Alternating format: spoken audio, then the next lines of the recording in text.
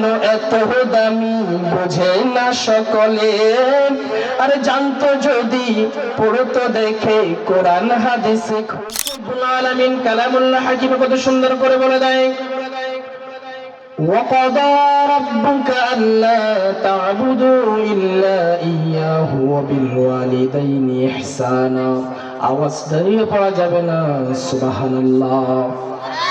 আল্লাহ পাক রব্বুল আলামিন কালামুল্লাহ হাকিমে কত সুন্দর করে বলে দেয়, নবী, ইয়া রাসূলুল্লাহ, ইয়া হাবিবাল্লাহ, নবী গো,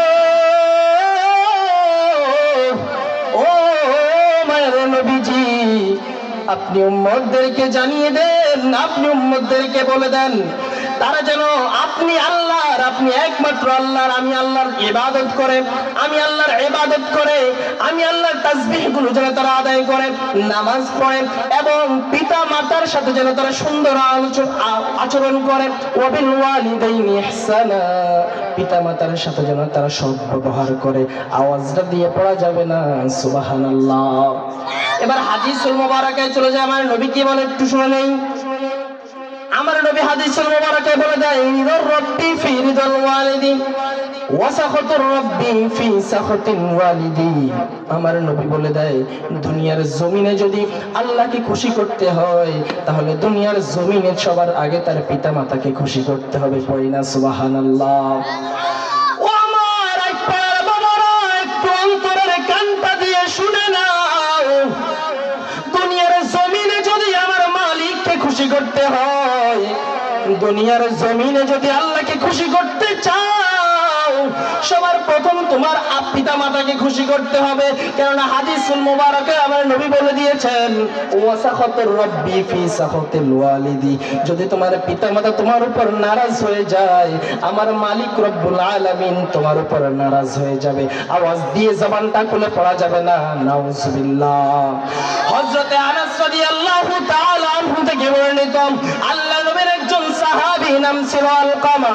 আরে আলকামার যখন মওতের সময় চলে আসে, সাহাবীরা আলকামাকে কালিমার তালকিন দিচ্ছেন, কিন্তু আলকামার জবান থেকে কালিমা বের হচ্ছে না।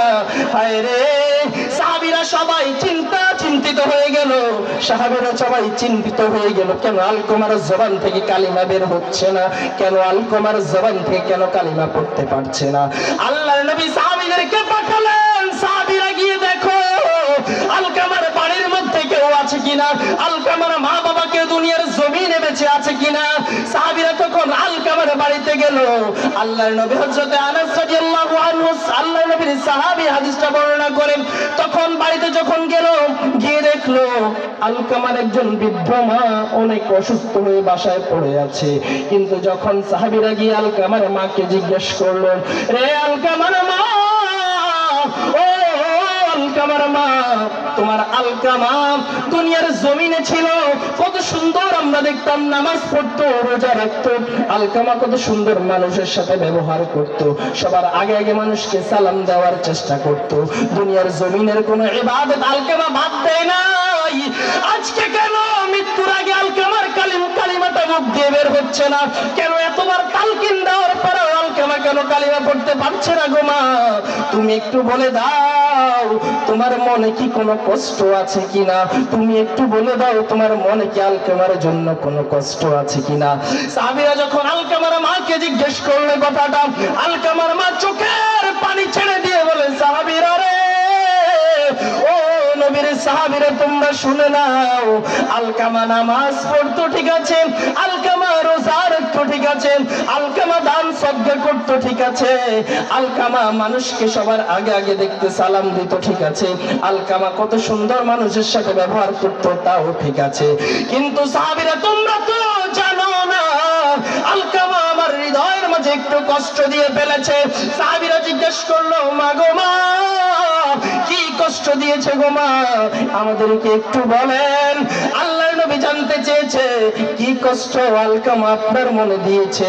তখন ওই বৃদ্ধা মাটা চোখের পানি ছেড়ে দিয়ে বলে, ও সাহাবীরা তোমরা শুনে নাও, দুনিয়ার জমিনে আলকামা কত সুন্দর কত ইবাদত করত, কিন্তু আলকামা তার বউয়ের কথা ধরে আমি মাকে কত কষ্ট দিয়েছে।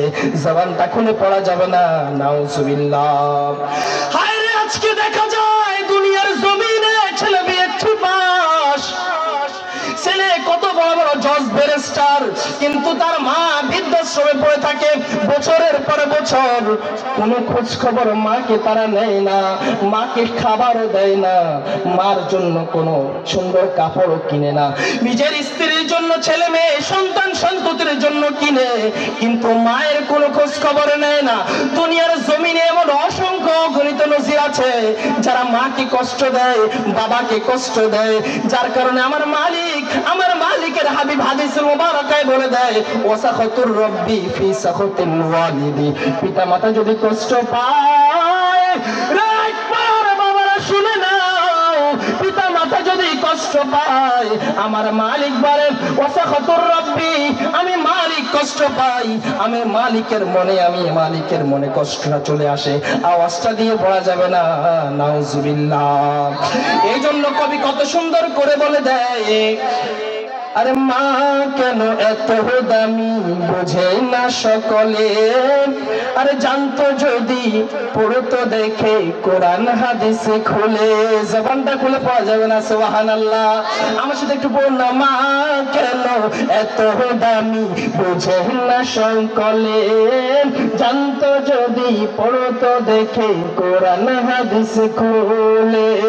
একটি হজের সওয়াব মিলে, একটি হজের সওয়াব মিলে, মাকে একবার দেখিলে,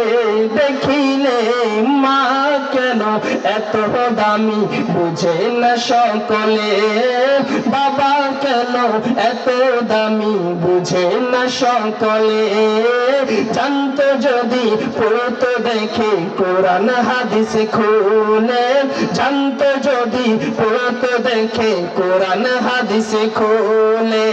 একটি হজের সওয়াব মিলে, মাকে একবার দেখিলে, বাবা কেন এত দামি বুঝে না সকলে। যারা বলা যাবে না মারহাবা। সাহাবারা গিয়ে বলল, নবীজি, ইয়া রাসূলুল্লাহ, ইয়া হাবিবাল্লাহ, নবী গো, আলকামার মার মনে বড় কষ্ট, আলকামার মা মনে বড় কষ্ট। আমার নবী সাহাবীদেরকে জিজ্ঞেস করলো, সাহাবীরা তোমরা শুনে নাও, তোমরা একটু জেনে নাও, আলকামার মায়ের মনে কেন কষ্ট। তখন আলকামার মা বলে, দুনিয়ার জমিনে আমার আলকামা তার বউয়ের কথা শুনে আমি মাকে কত কষ্ট দিয়েছে, এই জন্য আমি মায়ের মনে বড় কষ্ট। এই জন্য আমার রব্বুল আলামিন কালামুল্লাহ হাকিম বলে দিয়েছেন, ওয়াবিল ওয়ালিদাইনি ইহসানা, পিতা মাতার সাথে তোমরা সুন্দর আচরণ করবে, সৎ ব্যবহার করবে। যদি পিতা মাতার সাথে সৎ ব্যবহার করতে পারো, আমার মালিক ইদার রব্বি, আমার মালিক রাজি হয়ে যাবে। আওয়াজটা দিয়ে পড়া যাবে না, সুবহানাল্লাহ। তারপরে আমার নবী যখন ওই মহিলার কাছে যায়, মহিলা বলে, নবী গো, আমি আলকামারে ক্ষমা করবো না, আলকামারে আমি ক্ষমা করতে পারবো না। আমার নবী বলেন, দুনিয়ার জমিনে যদি মা আপনি আলকামাকে ক্ষমা না করেন, আলকামা তো দুনিয়ার জমিনে তো দূরে থাক, জাহান্নামে, দুনিয়ার জমিনে জান্নাত তো দূরে থাক, আলকামা জাহান্নামের এক কোণায় আপনি অভিশাপটাকে ঠাঁই পাবে না। জোরে বলা যাবে না, নাউজুবিল্লাহ। এই জন্য মায়ের মনে কষ্ট দেওয়া যাবে না, বাবার মনে কষ্ট দেওয়া যাবে না। তারপরে আমার নবী বলল, আলকামার মা, আপনি আলকামাকে ক্ষমা করে দেন। আপনি যদি আলকামাকে মাফ না করেন, আমার মালিক মাফ করবে না। আপনি যদি ক্ষমা না করেন, আমার আল্লাহ ক্ষমা করবে না। দুনিয়ার জমিনে যদি আপনি খুশি হয়ে যান, এই আলকামার জবানে কালিমার তালকিনটা জারি হয়ে যাবে। আলকামার মা বলে, ও নবী, মায়ের নবী গো, এমন কষ্ট আলকামা আমার অন্তরে দিয়েছে যেটা ক্ষমার যোগ্য না, আমি ক্ষমা করতে পারবো না। আমার নবী সাহাবীদেরকে ডাক দিয়ে বলে, সাহাবীরা রে, ও সাহাবীরা, তোমরা অনেকগুলো লাকড়ি একসাথে জোগাড় করো। রে সাহাবীরা, তোমরা লাকড়ি জোগাড় করো। আলকামার মা আলকামাকে ক্ষমা করবে না। আমি নবী জাহান্নামের আগুনে আলকামা আলকমাকে জ্বলতে দেখতে পারবো না, দুনিয়ার জমিনে আলকমাকে আমি জ্বালিয়ে সারখার করে দিব। আওয়াজটা দিয়ে পড়া যাবে না আল্লাহু আকবার। সাহাবীরা একসাথে কাঠগুলো জড়ো করতে লাগলো। কাঠগুলো জড়ো করার সাথে সাথে যখন আলকমাকে জীবিত আগুনে পুড়ে দেওয়া হবে, তার মাকে বললো তার মাকে নিয়ে আসো, তার মায়ের সামনে আলকমাকে আজকে জীবিত পুড়িয়ে দেওয়া হবে। তখন মাকে যখন আনলো, মাকে আনার পর যখন মায়ের সামনে আগুনের একটা সুন্দর চিতা বানাতে লাগলো, তখন তার মা বলে, ও নবীজি, ইয়া রাসূলুল্লাহ, ইয়া হাবিবাল্লাহ, নবীজি, দুনিয়ার জমিনে আলকমা যখন দুনিয়ার জমিনে আসবে, 10 মাস 10 দিন আমি আলকমারে আমার এই গর্ভে ধারণ করেছি। এত কষ্ট, এত ত্যাগ আলকমার জন্য আমি স্বীকার করেছি। আলকমা যদিও আমাকে এত কষ্ট দেয়, আলকমা যদিও আমাকে দুনিয়ার জমিনে কত কষ্ট দিয়েছে, আমি তো মা। আলকমার জন্য এই বুকের ভিতরে এক সাগর ভালোবাসা। এই জন্য ইয়া রাসূলুল্লাহ, ইয়া হাবিবাল্লাহ, নবী গো, আমি মা হিসাবে কিভাবে দেখবো আলকমা জাহান্নামের আগুনে না দুনিয়ার জমিনের আগুনে জ্বলে সারকার হয়ে যায়? আমি মায়ের চোখের সামনে আমি এটা সহ্য করতে পারবো না। নবী গো, ইয়া রাসূলুল্লাহ, ইয়া হাবিবাল্লাহ, নবীজি, দুনিয়ার জমিনে আমি মায়ের মনে কত কষ্ট ছিল, যত কষ্ট ছিল আলকমার জন্য, সকল কষ্ট ভুলে গিয়ে আমি আল্লাহর ওয়াস্তে আলকমাকে এখনই মাফ করে দিয়েছি। আওয়াজ দিয়ে পাওয়া যাবে না সুবহানাল্লাহ। যেই মাত্র আলকমার মা আলকমাকে ক্ষমা করে দেয়, আল্লাহ নবী সাহাবীদেরকে বলে, সাহাবীরা তোমরা শুনে নাও, তোমরা জেনে নাও, সাথে সাথে তোমরা আলকমার কাছে যাও।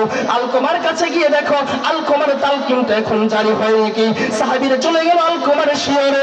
যাওয়ার পর আলকমাকে বলে, আলকমা আমাদের সাথে পড়ো, লা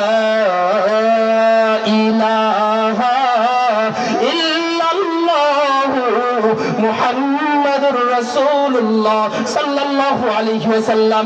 যেই মাত্র সাহাবীরা আলকমাকে কালিমার তালকিন দিতে লাগলো, সাথে সাথে আলকমা রাদিয়াল্লাহু আনহু কালিমায়ে তাইয়্যিবাটা পড়ে দুনিয়ার জমিন থেকে মালিকের সান্নিধ্যে চলে গেল। আওয়াজটা দিয়ে পড়া যাবে না সুবহানাল্লাহ।